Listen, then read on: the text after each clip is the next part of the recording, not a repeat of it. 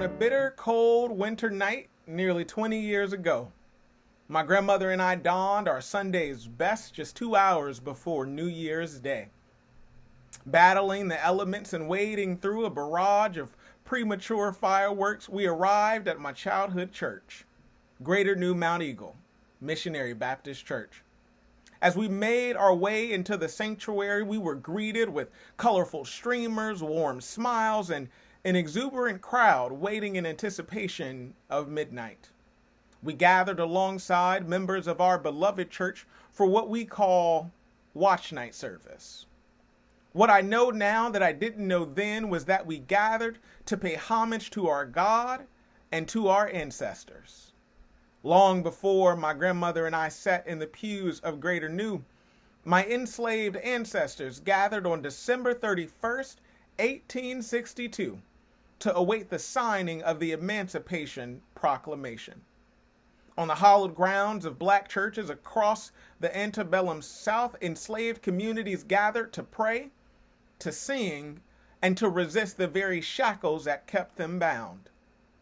Before God and under the threat of white supremacist violence, black communities came together to challenge systems of oppression. Now, in honor of that fateful day, black Christians gather in the sacred space of the black church on New Year's Eve. And we do that to commend our resilience and to concretize our resistance to dehumanization. It is with this spirit of joyful resistance that we as a people approach Juneteenth, the day in which chattel slavery ended in the United States. Albeit 2.5 years after the signing of the Emancipation Proclamation, on June 19th, 1865, the Confederacy was forced to loosen the ironclad grip of white supremacy. As such, we mark Juneteenth as a day in which enslaved black communities reclaimed their autonomy and thwarted forces intent on desecrating their humanity. It is a day that centers, celebrates, and further solidifies the collective strength and spiritual resilience of black people, embodying the spirit of Fannie Lou Hamer, Ella Baker, and the Reverend Dr. Martin Luther King Jr. As a people, we recommit ourselves to preserving black joy and to advancing black liberation. But let's be clear. As we celebrate Juneteenth, the fragility of black freedom is not lost on us. Week after week and month after month, we bear witness to the devastating impact that state-sanctioned violence and the embodiment of white supremacist ideologies has on our community. Even as we personify joyful resistance, our hearts still mourn the lives of George Floyd, Breonna Taylor, Ahmaud Arbery, and so many others who were taken too soon. On the heels of nationwide historic protests against police brutality, there is still an urgent and pressing need to proclaim fiercely, Black lives still matter. In the midst of historic rates of violence against black trans women and ongoing legislative attacks against black LGBTQIA+ communities, we are forced to ask ourselves, how free are we?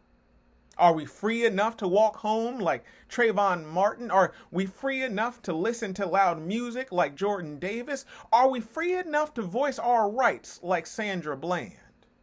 As evidenced by the tombstones of all those named, freedom remains elusive and unrealized for far too many. Yet, we remain steadfast in our pursuit of unadulterated liberation. We will continue to hold the banner of freedom while centering the voices of the dispossessed, the disinherited, and the downtrodden. With the examples of our ancestor and with the support of a God who centers the oppressed, we will hold power to account and we will be uncompromising in our demand for a more just world. So this Juneteenth, I invite you to become what Dr. King called creative extremists.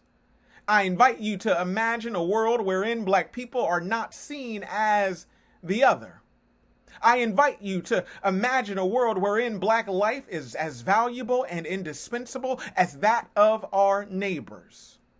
I invite you to resist the tentacles of white supremacy that seek to threaten black humanity. I simply invite you to resist with joy, with conviction, and without apology. And once you have concretized that vision, once it has been crystallized in your mind, I want you to go out and create it.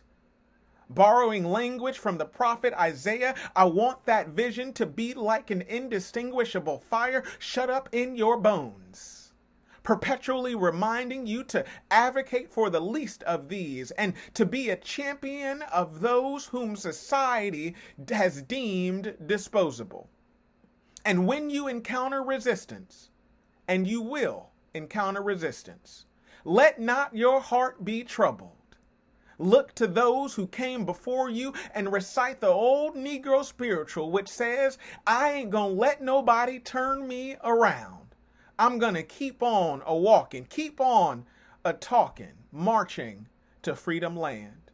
God bless you.